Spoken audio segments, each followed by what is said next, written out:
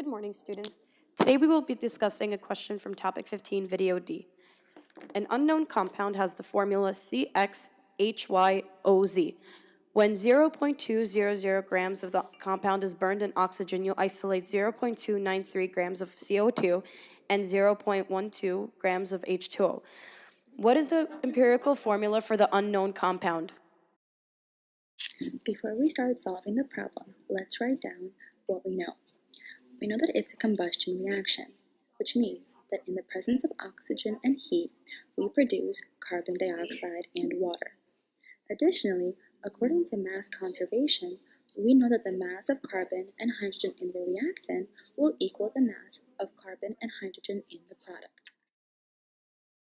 The first step will be to write the combustion reaction. CXHYOZ plus oxygen produces carbon dioxide and water. Step 2. Identify the mass of the reactants and products. We have 0.2 grams of CXHYOZ.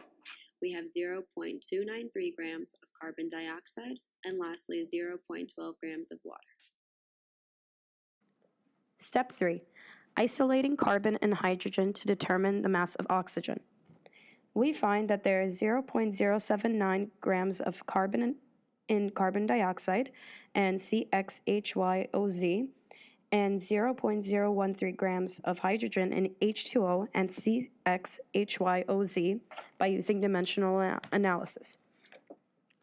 Then we find that the grams of oxygen is 0.108 grams. Step 4. Converting masses into moles.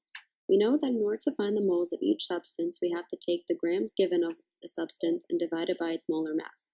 To find the moles of carbon, we take 0.079 grams of carbon, multiplied by 1 mole of carbon over 12.011 grams of carbon, obtaining 0.0066 moles of carbon.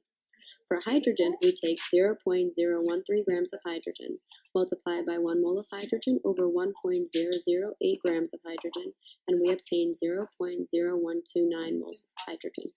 Lastly, for oxygen, we take 0.108 grams of oxygen, multiplied by 1 mole of oxygen over 16 grams of oxygen, and obtain 0.00675 moles of oxygen. Step 5. Mole ratios and the empirical formula.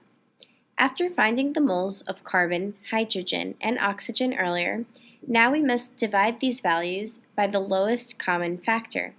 In turn, we find the mole ratio to be 1 to 2 to 1, which gives us the empirical formula of CH2O. We hope you have a better understanding of how to solve empirical formula problems involving combustion. Thank you for watching and have a nice day.